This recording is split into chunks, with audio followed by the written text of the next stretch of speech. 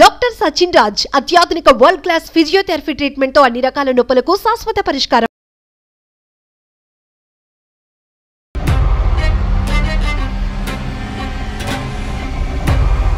అతను ఎంత దుర్మార్గుడంటే మొదటి రాత్రి నుండే అతని అరాచకాన్ని నా మీద చూపిస్తూ ఉన్నాడండి.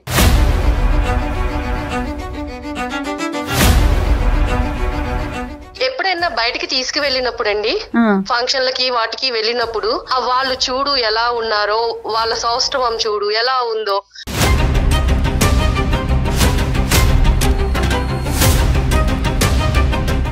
నేను ఫోన్ మా పక్కకి వెళ్ళి మాట్లాడుతుంటే మా అమ్మ అనేది, ఎవరితో మాట్లాడుతున్నావే, అయ్యో ఎవరితో మాట్లాడుతున్నావు, ఎవరితో రంకు కడుతున్నావు. మా అక్క మల్లెపూలు కొనుక్కునేదండి. ఒకసారి ఆ మల్లెపూలు నా చేతిలోకి తీసుకుంటే, నీలాంటి దానికి ఎందుకే మల్లెపూలు అందండి అంటే, వాళ్ళకి ఎందుకు అంత లోకం అయిపోయాను, ఎందుకు అంత చులకనగా మాట్లాడాలి నన్ను.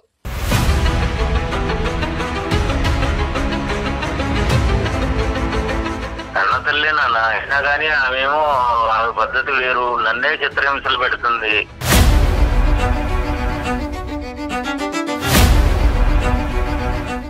తల్లిదండ్రులు ఇద్దరు ఒకటే, ఇద్దరు తల్లిదండ్రుల చేతిలో అమ్మాయి మోసపోయింది అంతే.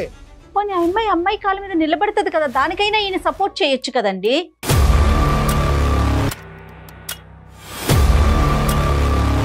మళ్ళీ అతని దగ్గరికే వెళ్ళమంటున్నారు నాన్న.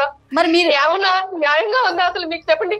మంచి మార్పుల్లో నడువు నాన్న, ఇంకంతకంటే నేను చెప్పేది ఏముంది.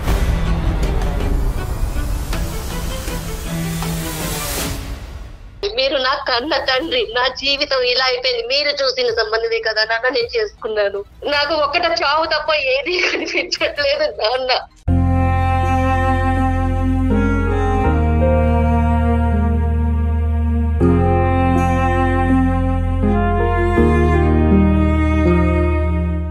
రెండు తెలుగు రాష్ట్రాలలో మొట్టమొదటి factory outlet jewellery shop Mukunda jewelleries. Mukunda jewellers సమర్పించు అందమైన జీవితం కార్యక్రమానికి స్వాగతం. నమస్తే కళ్యాణ్ చక్రవర్తి. కళ్యాణ్ గారు, సక్సెస్ఫుల్ గా మనం 99వ ఎపిసోడ్ లో ఉన్నామండి. మరి 100వ ఎపిసోడ్ కి ఫార్మెట్ చేంజ్ చేయాలని చెప్పేసి డైరెక్టర్ గా జీకే గారు అనుకుంటా ఉన్నారు. అంటే ఏంటమ్మా, అంటే ఏ విధంగా అంటే యాక్చువల్ గా ఇప్పటి వరకు మనకి ఫోన్ కాల్స్ లోనే మనం తీసుకుంటున్నాం, మాట్లాడుతున్నాం. ఈమెయిల్ వస్తుంది, ఈమెయిల్ లో సెలెక్ట్ చేసుకుని వాళ్ళకి మనం ఫోన్ చేస్తాం. మీరు సొల్యూషన్ చెప్తున్నారు, సలహాలు సూచనలు చేస్తున్నాము. చాలా మంది అండి మేము ముందుకు వచ్చి మాట్లాడతాం, డైరెక్ట్ గా వస్తాం, ఎపిసోడ్ లో మమ్మల్ని కూర్చోబెట్టండి, డైరెక్ట్ గా మా సమస్య ఏదో మేము చెప్పుకుంటామనేసి అడుగుతా ఉన్నారు. ఒక పర్సన్ వరకు మన ఇద్దరితో పాటు ఎవరైనా ఇబ్బంది ఎవరైతే ఉంటారో వాళ్ళలో ఒకరిని మనతో కూర్చోబెట్టుకొని ఆపోజిట్ గా మాట్లాడే వాళ్ళు ఎవరైనా ఉంటే మళ్ళీ యాజ్ ఇట్ ఈజ్ గా ఫోన్ కాల్ ద్వారా ముందుకు వెళ్దామనే ఒక కొత్త ఆలోచన చేస్తూ ఉన్నామండి. చాలా సంతోషం. ఎందుకంటే మేడం ఈ రెండిట్లకి చాలా మంచి ఐడియా.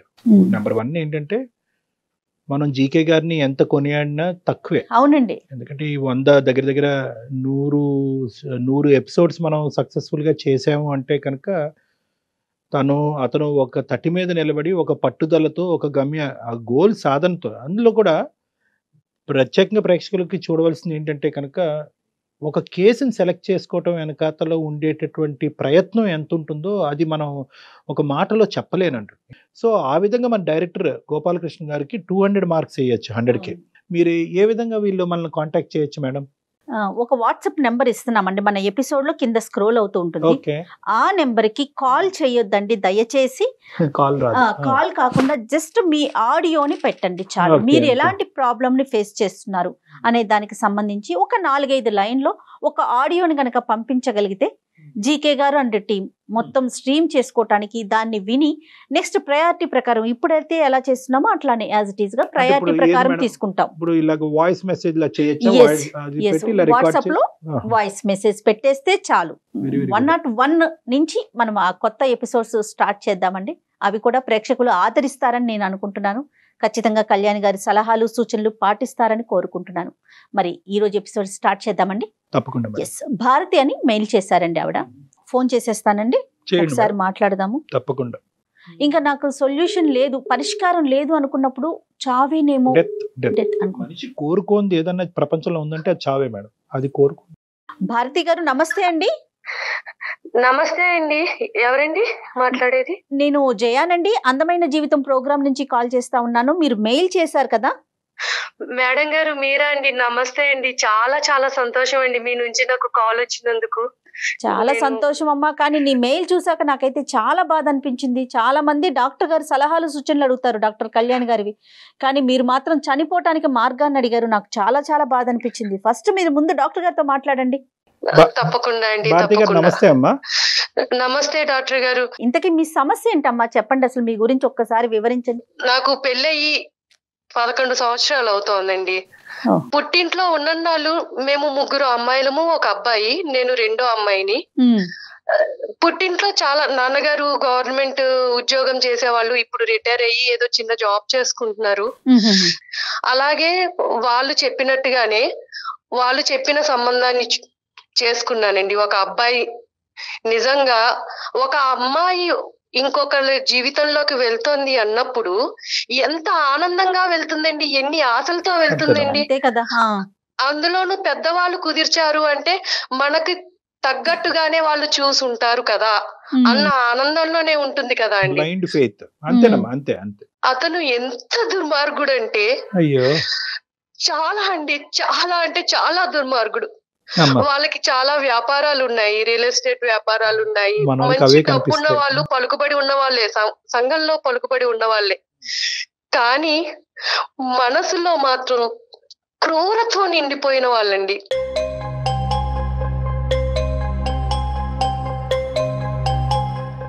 మొదటి రాత్రి నుండే అతని అరాచకాన్ని నా మీద చూపిస్తూ ఉన్నాడండి.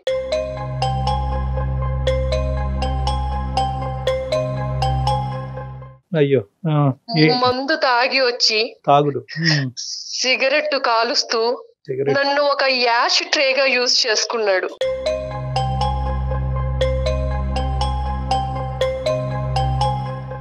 ఆయన ఎలా భావించేవారంటే ఈ మొహాన్ని నేను చేసుకోవడం ఏంటి, దీన్ని భరించాల్సిన కర్మ నాకేంటి, దీంతో నాకు సంబంధం లేదు అన్నట్టుగా ప్రవర్తించేవారండి. ఆయనకి ఉన్న చెడు అలవాట్లు ఒకటి కాదండి, ఒకటి కాదు. ఏ అలవాట్లయితే ఉండకూడదు అన్ని రకాల అలవాట్లు ఉన్నాయి, అన్ని అలవాట్లు ఉన్నాయి. అంటే భారతి గారు ఫైనాన్షియల్ గా వాళ్ళకన్నా మీరు ఏమన్నా తక్కువ అండి? అట్లాంటి భావన ఉండేది అతనికి? ఫైనాన్షియల్ గా వాళ్ళకన్నా తక్కువే, కానీ మా పేరెంట్స్ మంచిగానే చక్కగా అన్ని వాళ్ళు అడిగినట్టుగానే చేశారు, పంపించారండి. ఎంతమ్మా ఇప్పుడు ఈ స్థాయిలో తాగేవాడి గురించి కనుక్కోవటం ఎంత చెప్పండి. ఆ వీధిలో రోడ్లు ఊడ్చే వాళ్ళని అడిగినా కూడా చెప్తారు, అమ్మా ఎలాంటి వాడు ఇలాంటి వాడు అంటే బాబు వాడు తాగి ఎక్కడెక్కడ పడిపోతా ఉంటాడని చెప్తారు. అసలు ఏమైనా వాకప్ జరిగిందా? అసలు అలాంటి వాకబుల్ చేయలేదండి. చెప్పారు వాళ్ళకి వ్యాపారాలు ఉన్నాయి, డబ్బున్న వాళ్ళు, వాళ్ళకి సంఘంలో పలుకుబడి ఉంది, మీ అమ్మాయిని ఆ ఇంట్లోకి ఇస్తే సుఖపడుతుంది అలా చెప్పి వాళ్ళు నన్ను పంపించారండి. నాకు కూడా అలాగే చెప్పారు, అమ్మ నువ్వు పుట్టింట్లో కన్నా అత్తారింట్లో చాలా సుఖపడతావు, నువ్వు చాలా అదృష్టవంతురాలివి. మరి నీ మీద జరిగిన అబ్యూజ్ ఏంటమ్మా? అంటే నీ మీద ఎటువంటి జరిగింది? అంటే కేవలం తాగి పడుకునేవాడు, సిగరెట్లు తాగి పడేసేవాడా, లేదంటే నీ మీద ఏమన్నా? ఏం చెప్పాలండి, ఏం చెప్పేవాళ్ళు, కొట్టేవాళ్ళండి. ఆయన చేతికి ఏదొస్తే అది మీదకి విసిరేసేవాళ్ళు.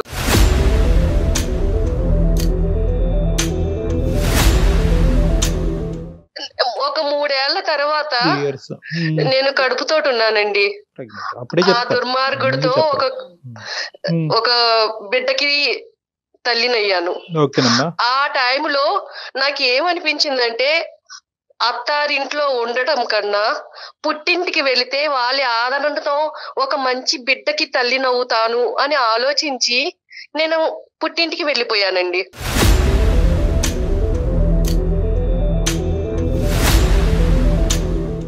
కనీసం బిడ్డ పుడితే అన్నా వాళ్ళలో మార్పు వస్తుంది, ఆ బిడ్డని చూసుకున్నా ఆ తండ్రి మారుతాడు అన్న ఇదిలో వెళ్ళానండి.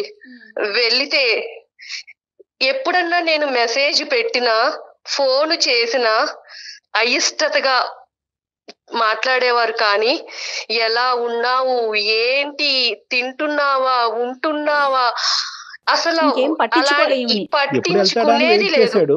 ఆఖరికి ప్రెగ్నెన్సీ వచ్చి వెళ్ళిపోవడంతో ఇంకా హ్యాపీగా సాగరంపినట్టున్నాడు. ఎందుకంటే అతను విచ్చలవిడితనానికి ఇంకెవరు లిమిటేషన్ ఉండదు కదా. డెలివరీ అయ్యింది. బాబు పుట్టిన తర్వాత మా అమ్మగారు వాళ్ళకి కబురు పంపించారండి.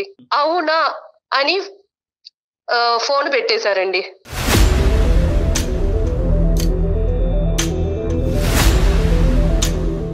సరే ఫైనల్ గా ఎప్పుడు చెప్పావమ్మా? మీ పుట్టింటి వాళ్ళకి ఎప్పుడు చెప్పావు? వాళ్ళ రియాక్షన్ ఏంటి? అది ఇంపార్టెంట్ మాకు. పుట్టింటి వాళ్ళకి ఎప్పుడు చెప్పానంటే, ఎప్పుడైతే వాళ్ళు బిడ్డని కూడా చూడటానికి రాలేదో అప్పుడు చెప్పారు. అప్పుడు చెప్పానండి. అప్పుడు చెప్పాక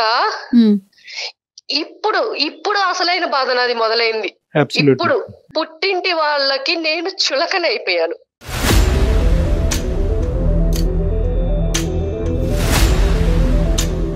మీ తల్లిదండ్రులకి మీకు చెప్పినప్పుడు వాళ్ళ యొక్క రియాక్షన్ ఇక్కడ ఇంపార్టెంట్ అని నేను ఎందుకు అంటున్నానంటే కనుక, వాళ్ళ ఉద్దేశం ఏంటంటే ఇంత లేట్ గా చెప్పారు అనేటటువంటి ఒక బాధతో వాళ్ళు మాట్లాడారా? అసలు ఏం జరిగింది అక్కడ? వాళ్ళు ఏమి మాట్లాడలేదండి. ఏమైనా సరే అతని దగ్గరికే వెళ్ళు ఇదే అన్నారండి.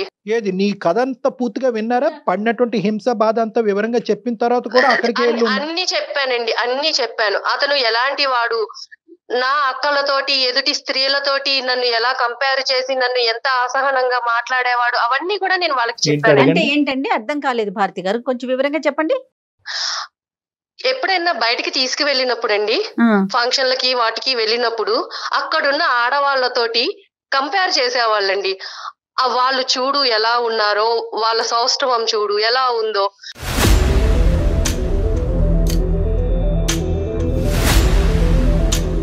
పక్కన భార్యను పెట్టుకుని ఎదుటి స్త్రీలో అందాన్ని వెతుక్కుంటున్నాడు కదా, ఏంటి నాలాంటి ఆడదాని పరిస్థితి ఏంటి, ఇలాగే ఉంటారా ప్రతి మగవాళ్ళు అన్న బాధ కూడా నాకు ఉండేది తనకి.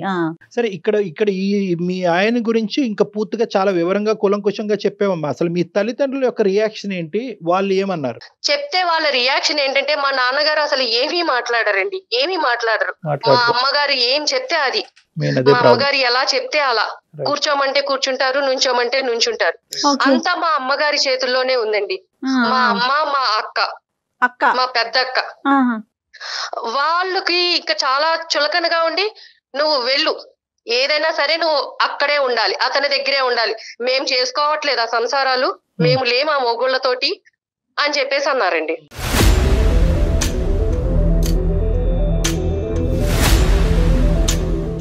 అంటే వాళ్ళ ఉద్దేశ ప్రకారం ఏంటంటే కనుక, ఒకసారి పెళ్లి చేసుకుంటే కనుక చావరేవో అక్కడే తేల్చుకోవాలి, మళ్ళీ పుట్టింటికి తిరిగి రాకూడదు అనేది. తిరిగి రాకూడదు. మిగతా వాళ్ళందరూ ఉండట్లేదా, మిగతా వాళ్ళు వాళ్ళ భర్తలతో ఉండట్లేదా, సుఖంగా వాళ్ళని మార్చుకుని సంసారాలు చెయ్యట్లేదా, నువ్వు ఎందుకు చెయ్యవు? అటువైపు నరకాసుడైనా హిరణ్యకశిపుడైనా ఎవరైనా కూడా అక్కడ ఉండాలి. రైట్, ఓకే, అర్థమైందమ్మా. మీ పేరెంట్స్ యొక్క, మీ ఫ్యామిలీ యొక్క సైకాలజీ అర్థమైంది. తర్వాత అమ్మా, మీ సిస్టర్స్ ఇద్దరు హ్యాపీయేనమ్మా? మీ సిస్టర్స్ ఇద్దరు హ్యాపీయే? వాళ్ళ హ్యాపీ, చాలా హ్యాపీగా ఉన్నారండి, వాళ్ళు చాలా హ్యాపీగా ఉన్నారు. సో పుట్టింటికి వచ్చిన తర్వాత నీ బాధ చెప్పుకునేటటువంటి క్రమంలో మీ సిస్టర్స్ దగ్గర నుంచి కూడా నీకు ఎటువంటి సపోర్ట్ రాలేదండి. ఒక రకమైన టార్చర్ కాదండి. మా అమ్మగారు గాని, మా పెద్దక్క గాని, అసలు పెళ్లికి ముందు వాళ్ళు ఎలా ఉండేవాళ్ళు, నన్ను ఎలా చూసుకునేవాళ్ళు, అలాంటిది పెళ్ళయ్యాక భర్త ఆదరణ లేకపోతే ఇంత హింసిస్తారా నన్ను? అమ్మ కూడా అండి, అమ్మ కూడా. అంటే వాళ్ళకి ఒక చులకన ఏర్పడిపోయింది. అంటే దీనికి ఎవరి సపోర్టు లేదు, ఇది మన మీదే ఉంది, మన మీదే బతకాలి, దీనికి మనం తప్ప దిక్కు లేదు అని చెప్పి ఇంట్లో చాకిరీ అండి, చాకిరీ, ఎంత గొడ్డు చాకిరీ చేయించేవాళ్ళు. వంట పని, ఇంటి పని, ఇంకా ఇదని అదని లేదండి, మొత్తం అంతా వాళ్ళకి అలుసైపోయాను నేను. అంటే దీనికి మొగుడు అండ లేదు, వీళ్ళకి మనమే దిక్కు, ఇది ఏం చెప్పినా వినాల్సిందే, మనం ఏం చెప్తే అది చేయాల్సిందే అన్నట్టుగా ఉండేవాళ్ళు. ఇప్పుడు మీరు పాప బాబు అన్నారండి? బాబండి, అది అదృష్టమో దురదృష్టమో నిజంగా అండి. ఆ బాబు పుట్టాడు అని ఆనందపడడానికి కూడా లేదండి. వాడు చాలా హైపర్ అండి, హెల్త్ ఇష్యూస్ చాలా అంటే చాలా ఉన్నాయి. ఫిజికల్ హెల్త్ అమ్మా, mental health? Physical and mental health బాగుండక ఫిజికల్ గా అసలు చాలా అండి, చాలా హైపర్ యాక్టివ్ అండి. ఎంత అల్లరి చేస్తాడంటే అసలు స్కూల్లో కూడా ప్రతి 3 నెలలకి పేరెంట్స్ నుంచి కంప్లైంట్లు అండి, మా అబ్బాయిని కొట్టాడండి, ఇదిగోండి మేము ఇలా సఫర్ అవుతున్నాము. వాళ్ళు ప్రిన్సిపల్ కి కంప్లైంట్ చేయడం, అప్పుడు ప్రిన్సిపల్ ఏమో, అమ్మా ఇలాంటి పిల్లలు మా స్కూల్లో కాదమ్మా, మీరు వేరే స్కూల్లో జాయిన్ చేసుకోండి, మాకు టీసీ ఇచ్చేయడం. చాలా చాలా ఎవ్వరు ఒక అరగంట కూడా ఆ బాబుని చూస్తే, బాబోయ్ ఈతన్ని పెంచుతున్న తల్లి ఎవరు, ఏమిటి ఇంత అల్లరి చేస్తున్నాడు, ఇలా ఉన్నాడేంటి పిల్లాడని చెప్పి మా అక్క కూడానండి అసలు ఇలాంటి వాడికి జన్మనిచ్చావా నువ్వు, వీడు పురిట్లో చనిపోయినా బాగుండేది.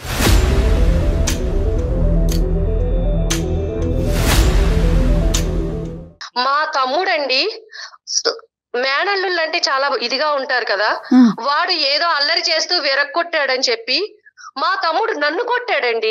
నన్ను కొట్టాడు. అలాంటి పిల్లాన్ని నువ్వు అసలు నీకు పిల్లని పెంచడం వచ్చా రాదా, ఏంటి అలా పెంచుతున్నావు పిల్లని, వాణ్ణి కాదండి నన్ను కొట్టాడు. అయిపోయింది అమ్మాయి. ఇలా స్కూల్ నుంచి ఏవో ఫోన్స్ వచ్చావండి పేరెంట్స్ నుంచి. నేను ఫోన్ మా పక్కకి వెళ్ళి మాట్లాడుతుంటే మా అమ్మ అనేది, ఎవరితో మాట్లాడుతున్నావే, అయ్యో ఎవరితో మాట్లాడుతున్నావు, ఎవరితో రంకు కడుతున్నావు.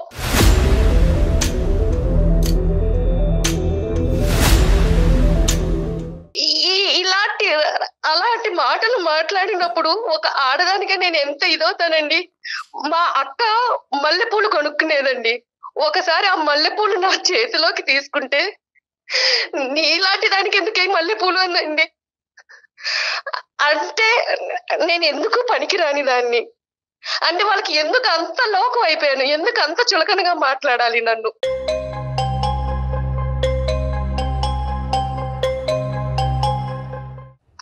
నేను ఉద్యోగం చూసుకుందాము, బయటికి వెళ్దాము, నా బతుకేదో నేను బతుకుదాము అనుకునేదాన్నండి.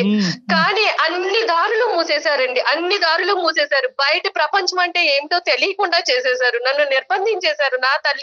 నా తల్లి నా అక్క వీళ్ళందరూ కూడా నన్ను బంధించేశారు. నిర్బంధించేసి అసలు ఏమీ తెలియని దానిలాగా చేసేశారండి.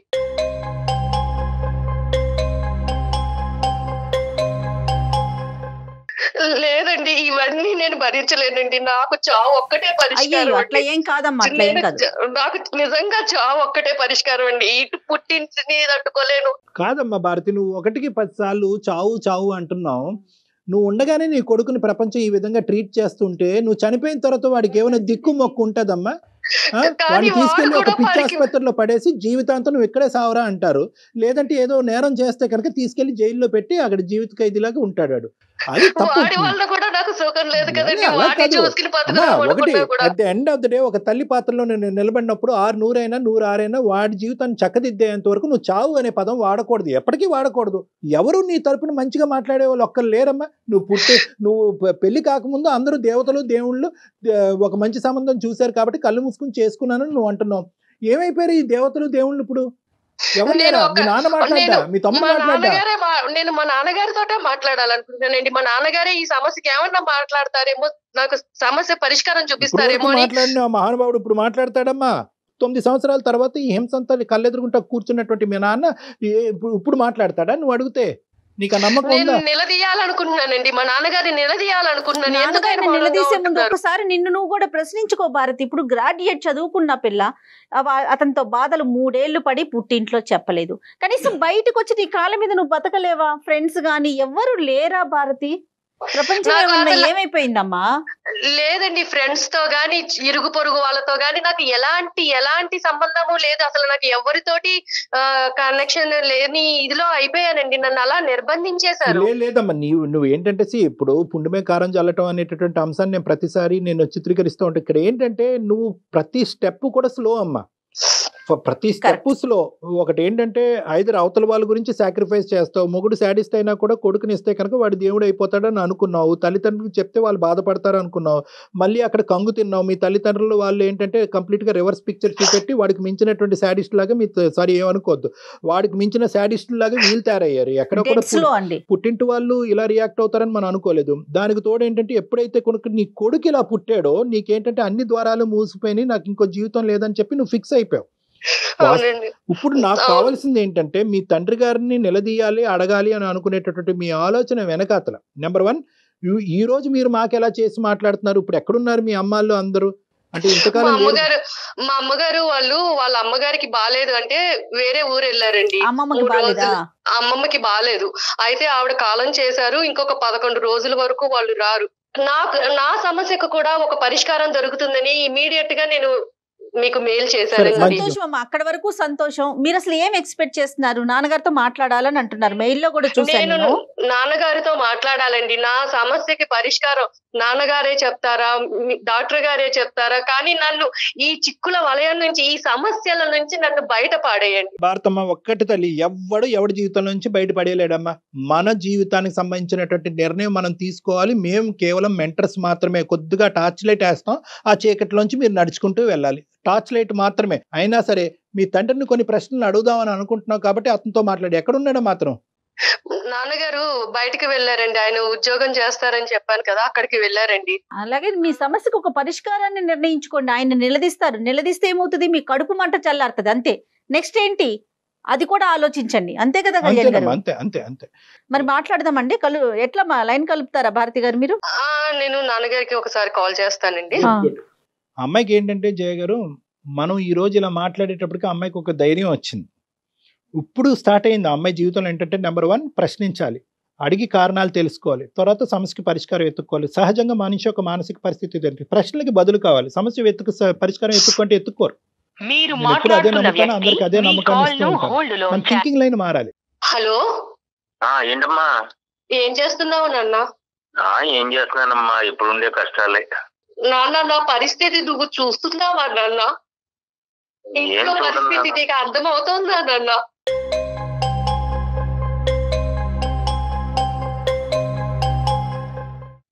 ఏం చూడమ్మా, ఏం చూడన్నా. అమ్మ ఏమో అట్లా చేస్తుంటే ఇంకా నేను నా మాత్రం నా వరకు ఏమి చేయడానికి ఏం అవకాశం రావట్లేదు. నువ్వు ఇంటికి పెద్ద నాన్న, నీ కూతురు జీవితం అలా అయిపోతుంటే నువ్వు ఎలా చూస్తున్నావు నాన్న? అమ్మకి ఎందుకు చెప్పలేకపోతున్నావు?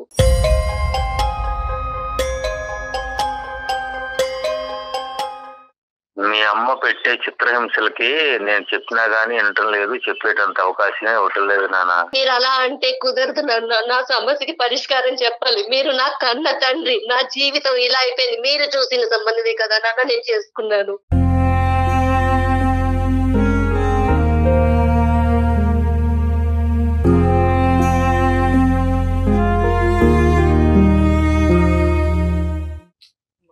మీరు చెప్పినట్టే కదా నాన్న, విన్నాను.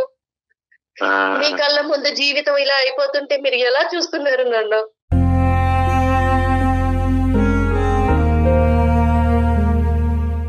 నా బాధని ఎవరితో చెప్పుకోవాలో తెలియక అందమైన జీవితం అనే ప్రోగ్రామ్ ని డాక్టర్ గారికి చెప్పుకుందాము, కళ్యాణి చక్రవర్తి గారిని సలహా అడుగుదామని వాళ్ళని అప్రోచ్ అయ్యాను నాన్న. వాళ్ళకి మెయిల్ పంపించాను.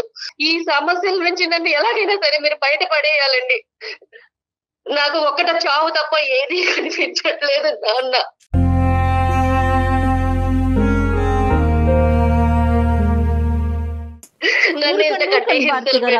భారతి గారు, అమ్మా భారతి, శ్రీనివాసరావు గారు నమస్తే అండి. నేను డాక్టర్ కళ్యాణ్ చక్రవర్తి అండి, అందమైన జీవితం అనే కార్యక్రమం నుంచి మాట్లాడుతున్నాను, సుమన్ టీవీ తరఫున. నాతో పాటు జయ మేడం కూడా ఉన్నారు. నమస్తే అండి శ్రీనివాస్ గారు. ఎక్కడున్నారు శ్రీనివాస్ గారు? మీరు ఏం చేస్తున్నారు? మీ అమ్మాయి పరిస్థితిని అర్థం చేసుకున్నారా? ఏం చేయబోతున్నారు? ఏం చేశారు? వాళ్ళు చిన్నప్పుడు నానా ఇబ్బందులు పడి పెంచానండి. కష్టాల్లో చాలా ఇబ్బందులు పడి కష్టాలు పడి నా భార్య సరిగా అర్థం చేసుకోకుండా నన్నే ఇబ్బంది పెట్టేసి చాలా చిత్రహింసలకు గురి చేసిందండి. చాలా ఇబ్బంది పెట్టేసింది సార్. అట్లాగే కావలేక బ్రతికి ఉండి నా భార్యకి ఎదురు చెప్పలేక అట్లా బతుకుతున్నానండి. దాసోహం అయిపోయారా? మీదే పెద్ద కథలా ఉందా మీ అమ్మాయి కంటే? సరే అయిపోయారు, కానీ పెళ్లి గురించి ఒక ఆడపిల్ల ఎంత దాసోహం అయ్యి ఎంత ఆవిడ మీ కాళ్ళ కింద మీరు చెప్పైనా బానిసైనా కూడా at the end of the day ఒక ఆడబిడ్డ యొక్క వేరే ఇంటికి పంపించే ఆడబిడ్డకు సంబంధించినటువంటి సంబంధం డిసైడ్ చేసేటప్పుడు ఆచితూచి నిర్ణయించుకోవాల్సినటువంటి అవసరం ఉంది. ఎందుకంటే మీలాగా మీ అమ్మాయి జీవితం అవ్వకూడదు కాబట్టి. మీరు భరించిన బాధ మీకు తెలుసు. అలాంటిది మీ పిల్ల విషయంలో మీరు ఎందుకు చేశారు? ముందుగా మీరు అన్ని కనుక్కుని ఎలాంటి వాడు ఏంటి అవన్నీ కనుక్కోద్దా? డబ్బు ఉంటే సరిపోతుందా నాన్న? ఇంకా పిల్ల సుఖపడుతుందా లేదా అని మీరు చూసుకోక్కర్లేదా? నేను అన్ని ఎంక్వైరీ చేశాను నాన్న, మంచి సంబంధం అని. కానీ ఇవాళ అతను ఆ విధంగా బతుకుతున్నాడు. చెప్పినా మార్పు రావటంలో అతనిలో ఇంకా చెడ్డ మార్గంలోనే నడుస్తున్నాడే గానీ మంచి మార్గంలోకి ఏమీ రావటం. అతని చెడ్డతనం తీసి పక్కన పెట్టేసేయండి. ఆ చెడ్డతనం భరించలేక ఈ అమ్మాయి ఆశ్రయం గురించి పుట్టింటికి వచ్చినటువంటి ఆడపిల్లని మీ భార్య చేసేటటువంటి హింస ఏంటి అని మేము మిమ్మల్ని ప్రశ్నిస్తున్నాం. ఆవిడ తత్వం ఏంటి అసలు? ఆవిడ కన్న తల్లేనా పెంచుడు తల్లి అండి? కన్న తల్లే నాన్న, అయినా కానీ ఆమెమో ఆమె పద్ధతి వేరు, నన్నే చిత్రహింసలు పెడుతుంది.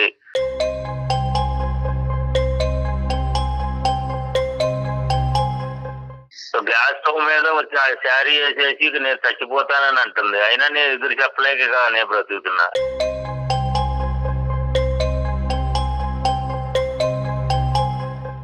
ఆమెకు ఎదిరించి నేను మాట్లాడాలంటే కూడా నా వల్ల ఏమి కావడం లేదు. అప్పుడే కాదు ఇప్పుడే ఇప్పుడు ఇలాగే ఉండాలా నాన్న? మీలాగానే ఉండాలా?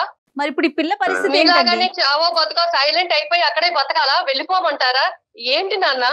నా బతుకు నన్ను ఎలా బతకాలో మీరు చెప్పండి. కాదండి, ఇప్పుడు ఒకటి శ్రీనివాస్ గారు, మీ ఆవిడ ఏమో వచ్చి గ్యాస్ స్టవ్ మీద చీర పెట్టుకుని ముట్టించుకుంటుంది అనేటటువంటి భయంతో మీరు వెనకడిగేస్తున్నారు.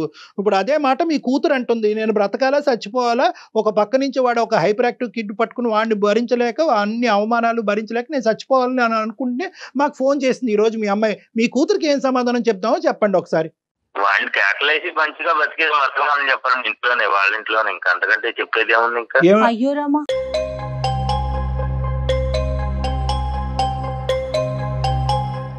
ఎంత భరించినా మళ్ళీ అతని దగ్గరికే వెళ్ళమంటున్నారు నాన్న. మరి మీరు ఏమన్నా న్యాయంగా ఉందా అసలు? మీకు చెప్పండి. మంచి మార్గంలో నడువు నాన్న, ఇంకా అంతకంటే నేను చెప్పేది ఏముంది? అదే మార్గంలో మీరు నడవచ్చు కదా. ఆయన అందుకే నడుస్తున్నాడా సైలెంట్ గా? ఇప్పుడు మీరేమనుకుంటున్నారంటే మీ సైకాలజీ ఏంటంటే, ఇప్పుడు మా ఆవిడ నన్ను హింస పెట్టినా కూడా ఎలాగైతే అణుగుమినుగి ఒక కుక్కలాగా బతుకుతున్నానో సారీ తప్పుగా అనుకోకండి, అదే విధంగా నువ్వు వెళ్ళి మీ ఆయన దగ్గర బతికేసేయమ్మా అన్ని, ఇదే సొల్యూషన్ ఈ ప్రాబ్లంకి అని అంటున్నారు. సో మీదేదైతే కనుక ఒక సాంప్రదాయంగా మీరు ఫాలో అవుతున్నావో అదే సాంప్రదాయం మీ కూతుర్ని ఫాలో అవ్వమంటారు. రేపొద్దున హింసాత్మకుడి చేతిలో మీ అమ్మాయి చనిపోయినా కూడా మీరు ఇదే మాట అంటారేమో. ఇప్పుడు నేను పెళ్లి చేసి పంపించే వరకే నా బాధ్యత.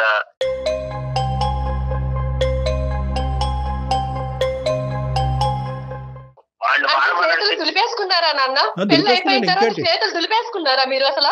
ఇప్పుడు మీ ఆవిడ నోరు ఆవిడ ఏంటంటే ప్రత్యక్షంగా కనిపిస్తుంది, మీరేంటంటే ఎక్కడో ఉద్యోగం చేసుకుంటున్నారు కాబట్టి మీ యొక్క తీరు, మీ వ్యక్తిత్వం, మీ మాట పద్ధతులు, మీ ఆలోచన శైలి ఇప్పుడుకొచ్చి ఈ మహాతల్లికి కనిపించలేదు. అంటే తల్లిదండ్రులు ఇద్దరు ఒకటే. పోనీ అమ్మాయి కాళ్ళ మీద నిలబడుతుంది కదా, దానికైనా ఈయన సపోర్ట్ చేయొచ్చు కదండి. ఎక్కడికన్నా తీసుకెళ్లి ఎక్కడైనా ఉంచండి, నా బతికేదో నేను బతుకుతాను. మా అమ్మాయి వయసులో ఉంది కదా అని చెప్పి బయటకు వెళ్తే నలుగురు 4 రకాలుగా మాట్లాడతారు, అందుకని రకరకాల పద్ధతులు వస్తాయని చెప్పి వాళ్ళ అమ్మకి ఇష్టం లేదు, ఉద్యోగం చేయించుదామనే ఉద్దేశం లేదు. ఏంటి నాన్న మీ పెంపకం మీద మీకు నమ్మకం లేదా నాన్న?